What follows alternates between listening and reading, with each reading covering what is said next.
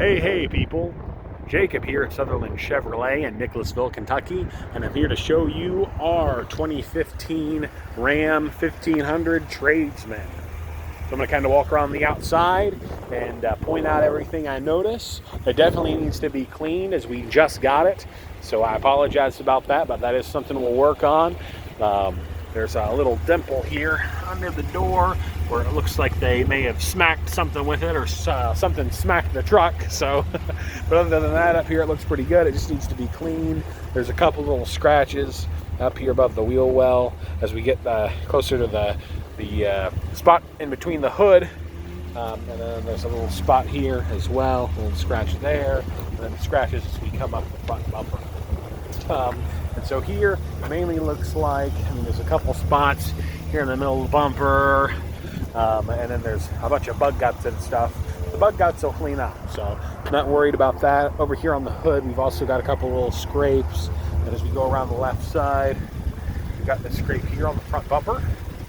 And then as I go around, most things look pretty good. We get to the, I'll back up a little bit. This is the rear passenger door. We've got two little scrapes there that lead into this larger scrape and dent on the passenger side of the bed, right behind the rear door. So you can also see this little dimple above the rear wheel well. I'll back up there so you kind of get the full picture. And then that leads into this smaller scrape that my camera might be able to pick up, but it's right there.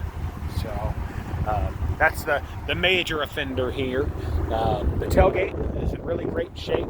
The rear bumper has a couple little scrapes on it, and then a dent right there in the center, and a couple little scrapes on this side. So, but nothing I would consider major.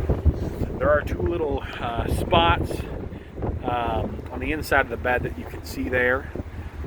One there on the passenger side, and then there's kind of a matching one on the driver's side. So there we go. Had to let the camera focus real quick. So I'm going to zoom back out. That way you can kind of see more. But other than that, the bed is in very, very good shape. Doesn't look like it's been used a whole lot. And then we get back around to the driver's side, which is in really great shape. So I'm going to hop in it kind of here and show you around the inside. Again, it does need to be cleaned. We just got it. Oh boy. So of course you've got power windows, power locks, power mirrors.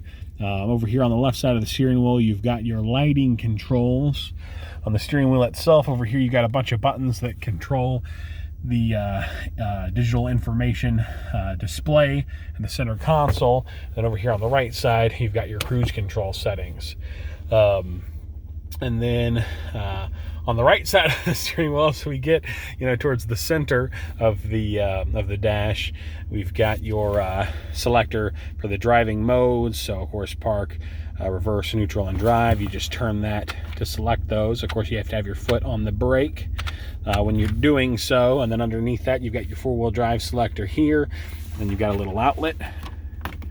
As we get closer to the middle of the dash, you've got your radio here, so AM, FM, and of course Bluetooth are all here. And then you actually have XM as well, so some different options there. Underneath that, your HVAC controls, and then you got a traction control off, and then a tow haul mode. I would leave traction control on. It'll be on by default, and it's there to keep you safe and on the road. However, if for some reason you're trying to do burnouts or donuts, you might want to turn it off. Or the more realistic reason is if you were stuck in mud, it might be helpful to turn that off. So, but most of the time I would say leave it on. It's there to keep you safe. If we continue to go towards the right, we've got a little compartment here to put stuff in that you may need a little ease of access.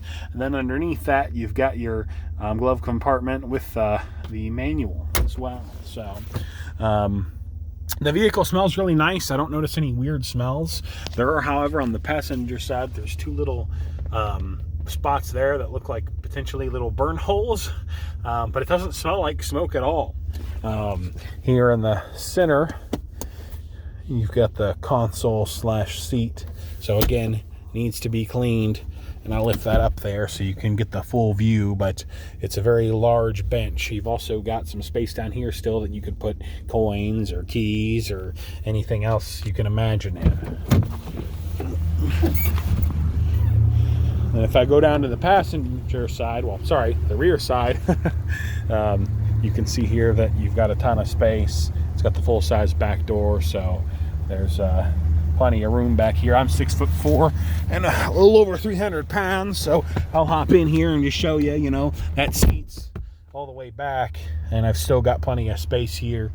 It's very comfortable, and I've still got plenty of headroom too. So, but again, this is our 2015 Ram 1500 Tradesman, and this is Jacob at Sutherland Chevrolet. I look forward to seeing you again, and give me a call here at 859-492-1137, and yeah, I'll talk to you then. Have a good one.